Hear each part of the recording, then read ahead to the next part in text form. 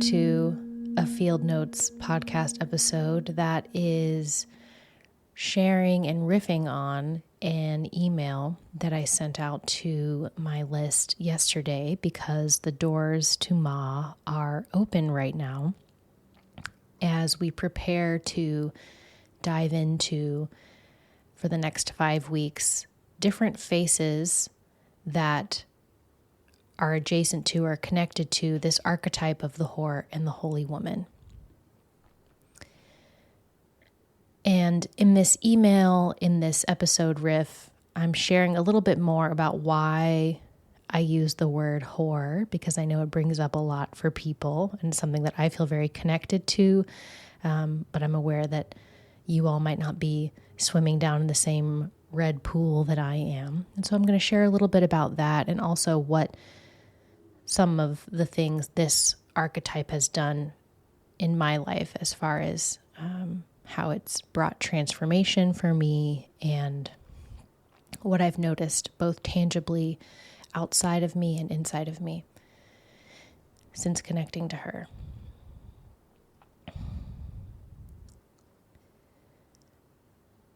For I am the first and the last. I am the honored one and the scorned one. I am the whore and the holy woman. Thunder, perfect mind. In 1945, a collection of scrolls was discovered in the Egyptian desert in a town called Nag Hammadi. Within these scrolls are texts that not only paint a very unconventional picture of Yeshua, but it also includes texts that have this archetypal feminine voice that booms. Some of what I read at the beginning, I'm the first and the last, the whore and the holy woman, is from one of those scrolls that's titled Thunder and Perfect Mind. These had been buried in the desert for almost 2,000 years. And prior to this, anything remotely female or feminine had been utterly eradicated from westernized conventional faith traditions. So who is this voice shaking the desert floor? Why is she full of contradictions? Why is she saying she's a whore and she's holy, saying that she is the Lord? I remember when I first read these words from the scroll called Thunder Perfect Mind, I instantly began ugly crying and shaking with my whole body. And that's obviously, I hope, usually my cue to pay attention to something. And it's it's not common that that's my response to something that I read or I hear. This was not the beginning of my journey exploring this primordial, archetypal, divine, feminine face. But this particular voice thread of power, paradox, and mystery was definitely a missing piece that was finally ready to hit me. And she did change my life. And so why the whore, though? Can't it be something that's more tame, more family-friendly, more G-rated, less likely to offend people? And I know that when we talk about concepts such as divine grace or unconditional love or radical acceptance, it tends to bring to mind this very kumbaya, calm, everybody likes everything kind of vibe where there's no abrasion and no sandpaper. But I think actually if we take, what does it actually look like to be in reckless, abandoned love with what is, that is actually going to offend quite a lot of people. So that and some of these others I'm about to share is one of the reasons that I stick with the word horror, because I think there's something useful about bringing some abrasion back to these concepts. I know the word brings up a lot for a lot of people. And so what do I mean by using it? Am I just referring to a loose woman? Am I talking about sex work? Am I reclaiming something that's been historically misused and misunderstood? Am I referring to a more complex etymology that most people know nothing about? Do I just like this reference from the scroll Thunder Perfect Mind? And the answer to all of those is yes. Yes, I am, again, referring to this looseness, and I am talking about sex, and I am referring to something that's been historically misused, misunderstood, and misrepresented. And I'm also referring to something that has a more complex etymology that I'll teach more about inside of Ma on all of these things and this concept in general. And one of these things that this concept, this horror, this primordial desert she voice is abrading are these spiritual paradigms that have been handed down through, empire civilization, in quote, the West. It's built around a mythology of abstaining from the world, being above reproach, so that when you meet Daddy God at the pearly gates, he'll smile on you and say, "What a good little child you are. You can come into heaven now and get presents for Christmas." And it's not hard to see how the version of patriarchy we have right now is really capitalizing on that story.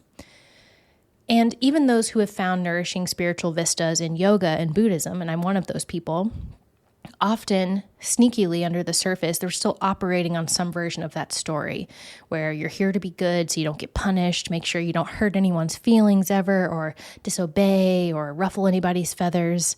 And that's just lol to me, like as if that's the point of your existence. So it's cueing this image of, sinless, celibate, starving, crucified Jesus on the cross, or like the prince turned ascetic OG Buddha. And it's all these concepts and stories that support, renunciation of the world. There is heaven, but it's not here.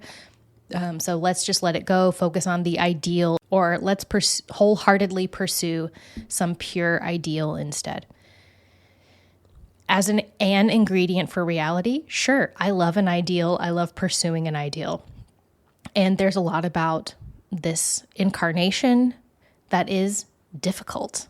So I get that. And as the ingredient for reality, or the only ingredient for reality, I think it's extremely limited and self-righteous and boring. And I also think that this particular paradigm that we've been walking around unconsciously with and that most of our culture supports, this paradigm stunts your relationship to your greater self and your soul's evolution. And if there were a transitional moment in history where you're going to need your fully constellated self in your body, in your presence, I think this moment in history could be one of those where you're going to need all of your bodies, all of your field, all of your greater self online and coherent and with you. But now I'm digressing into something else. So when we add this thunderous feminine voice back into a greater mythos, she brings back in some kind of opposition, some kind of powerful opposing voice that isn't at war with what is. It's not fighting the transcendent desire for God or bliss or full unification. It's not against that. But her opposing force is in love. There's this way that we automatically pit things that are opposing in our mind automatically as if they're in some kind of duel, like, oh, they must be in a boxing ring. And sure, that's a version. But there's also a version where there's an opposing force across the room, and there's a lot of sexual tension involved, and it's very heated, and it's hot, and it's not about war, it's about love. So maybe, or at least from my perspective, the yin and the yang, the light and the dark, the above and the below, they're not fighting, they're fucking. Or the more G-rated version, they're mixing, they're alchemizing, they're in communion. And speaking of non-G-rated things, I remember hearing, Babylon wants to fuck you no matter what. Who is Babylon? Babylon is the mystery and the mother of abominations and the great whore in the book of Revelations, which is a trippy vision of an apocalyptic moment that is included in the approved of Bible. Side note, she is also one of the feminine archetypes that we'll work with inside of Ma in the coming weeks. But just like this archetypal primordial voice and thunder perfect mind that's booming, I'm the whore and the holy woman, she is also confusing.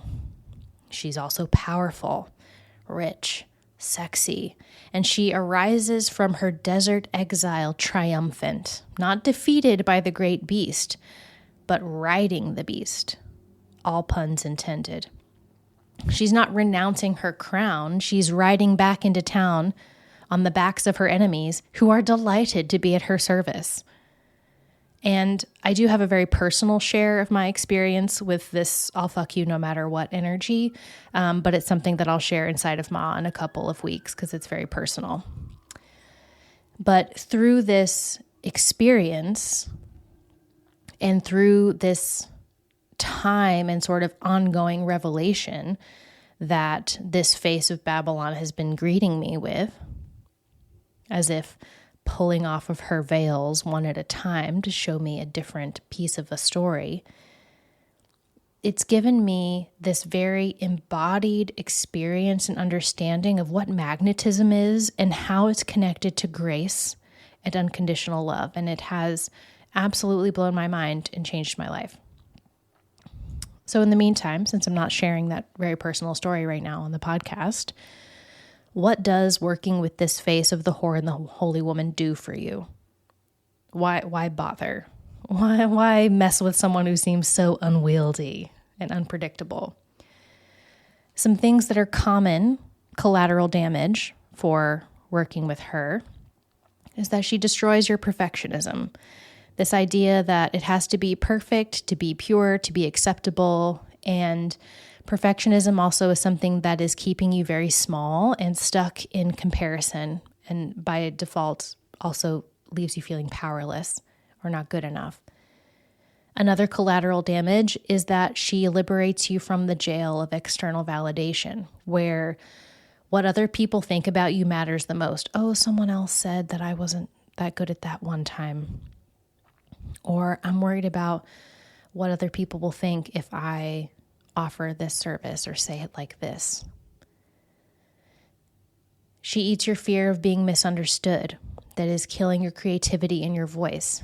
People must misunderstand, especially the people listening to this podcast, people who are attracted to my work. It's a lot of creative, visionary people trying to mess with reality in very innovative and new ways. It's people that are really connecting to through the veil, which is something that creativity is exceptional at.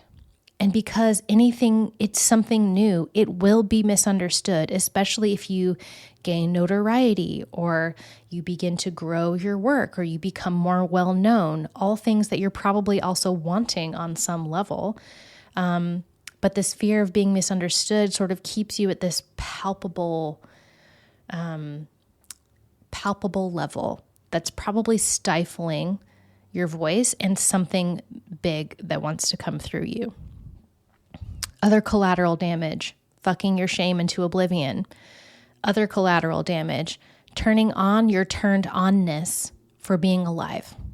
And this does include your sex life, if you have one or you're interested in one, but it's also a general sense of feeling eroticized by life and in love with life.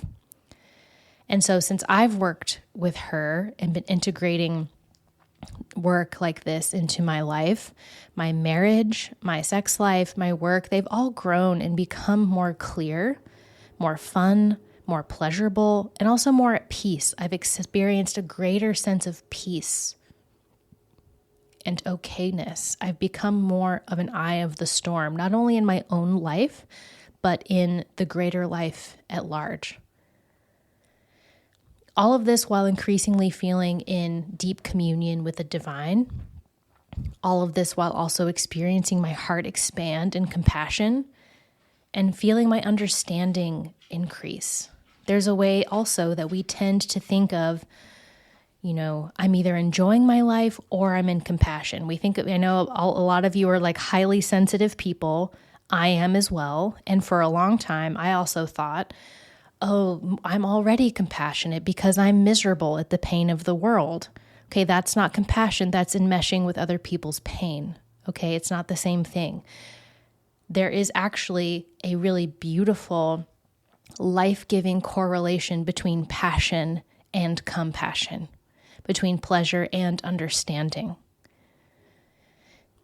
And so I've simultaneously experienced more alignment, more pleasure in life and for life, more compassion, more magic, which is a synchronicity with life and feeling like the things that I need and things that I want are really coming to me with greater ease and that more of that sparkle than they were before, which also leaves me feeling more powerful as a person, more cared for by the divine, more in trust with capital R reality, all at once.